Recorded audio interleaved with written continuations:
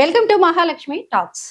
విశాఖ రాజకీయాల్లో మాజీ మంత్రి అవంతి శ్రీనివాస్ పేరు మరోసారి హాట్ టాపిక్ గా మారింది. ఆయన భవిష్యత్ రాజకీయ అడుగులపై జోరుగా ఊహాగానాలు వినిపిస్తున్నాయి. వైసీపీలోకి వెళ్లే అవకాశం లేదని, ఇప్పటికే టీడీపీతో అనుబంధం ఉన్న నేపథ్యంలో జనసేనని ప్రత్యామ్నాయంగా పరిశీలిస్తున్నారనే ప్రచారం జరుగుతోంది. అంతేకాకుండా తన రాజకీయ వారసుల భవిష్యత్తును దృష్టిలో పెట్టుకొని జనసేనలో చేరేందుకు అవంతి ఆసక్తి చూపుతున్నారనే చర్చ కూడా రాజకీయ వర్గాల్లో వినిపిస్తోంది. జనసేన జాయినింగ్స్ కమిటీ చురుకుగా పనిచేయడం ప్రారంభిస్తే విశాఖ జిల్లా నుంచి తొలి కీలక చేరిక అవంతి శ్రీనివాసుదే కావచ్చనే ప్రచారం సాగుతోంది.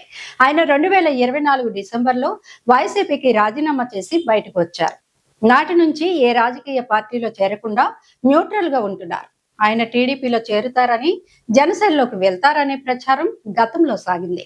అయితే అవేమీ జరగలేదు. అంతేకాదు, తన విద్యా సంస్థల గురించి మాత్రమే చూసుకుంటూ రాజకీయ ఊసు లేకుండా దాదాపుగా ఏన్నర్థం కాలం నెట్టుకొని వచ్చారు అవంతి.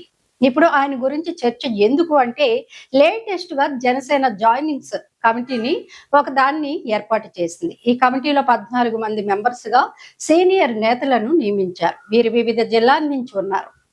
వీరంతా తమ జిల్లాల్లో ఇతర పార్టీల నుంచి నేతలను ఆకట్టుకుని జనసేనలో చేర్పించడం చేయాల్సి ఉందని అంటున్నారు.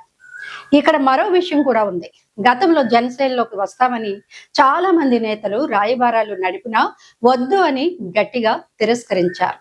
అయితే ఇప్పుడు జనసేన ఏరికోరి జాయినింగ్స్ కమిటీని వేసింది. దాంతో ఇప్పుడు జనసేన గేట్లు ఓపెన్ చేసిందని రాజకీయ విశ్లేషకులు అంటున్నారు. మరి పార్టీయే పిలుస్తుంటే చేరేందుకు ఆసక్తి ఉన్న నేతలు ఎందుకు వద్దు అనుకుంటారు? అలా చూస్తే వివాదాలు పెద్దగా లేని నాయకుడిగా, మాజీ మంత్రిగా, మాజీ ఎంపీగా, బలమైన కాపు సామాజిక వర్గం నాయకుడిగా అవంతి శ్రీనివాస్ ఉన్నారని గుర్తు చేసుకుంటున్నారు. పైగా అంగబలం, అర్ధబలం కలిగిన నేత కావడం, మాజీ ప్రజారాజ్యం ఎమ్మెల్యే కూడా కావడం ప్లస్ పాయింట్లుగా చూస్తున్నారు. మరోవైపు చూస్తే ఏపీలో అసెంబ్లీ సీట్లు 2029 నాటికి పెరుగుతాయని అంటున్నారు. దాంతో అతిపెద్ద నియోజకవర్గం భీమిలి 2గా చీలుతుందని అంటున్నారు. భీమిలి నుంచి ఇప్పటికే 2 సార్లు ఎమ్మెల్యేగా గెలిచిన అవంతి మరోసారి అక్కడి నుంచే పోటీ చేయాలని అనుకుంటున్నారు. సీట్లు పెరిగితే భీమిలి, మధురవాడ అని 2 సీట్లు ఏర్పడతాయి. వీటిలో దేనిలో అయినా తనకు సీటు తప్పకుండా వస్తుందని ఆయన భావిస్తున్నారు. సరైన పార్టీని ఎంచుకుంటే విజయం ఖాయమని కూడా లెక్క వేసుకుంటున్నారు.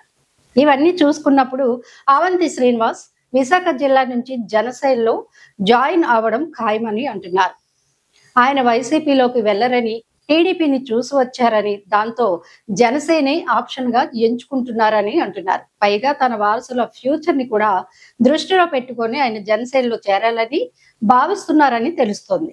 మరి జాయినింగ్స్ కమిటీ పని మొదలు పెడితే విశాఖ జిల్లా నుంచి మొదటి జంప్ అవంతిదే అవుతుందని కూడా ప్రచారం సాగుతోంది. అయితే ఇవన్నీ ప్రస్తుతం రాజకీయ వర్గాల్లో జరుగుతున్న ప్రచారాలు, ఊహాగానాలు మాత్రమే. అవంతి శ్రీనివాస్ లేదా జనసేన పార్టీ నుంచి అధికారిక ప్రకటన వెలువడిన తర్వాతే అసలు విషయం స్పష్టతకు వచ్చే అవకాశం ఉంది. రాజకీయంగా విశాఖలో ఎలాంటి పరిణామాలు చోటు చేసుకుంటాయో రానున్న రోజుల్లో వేచి చూడాల్సిందే.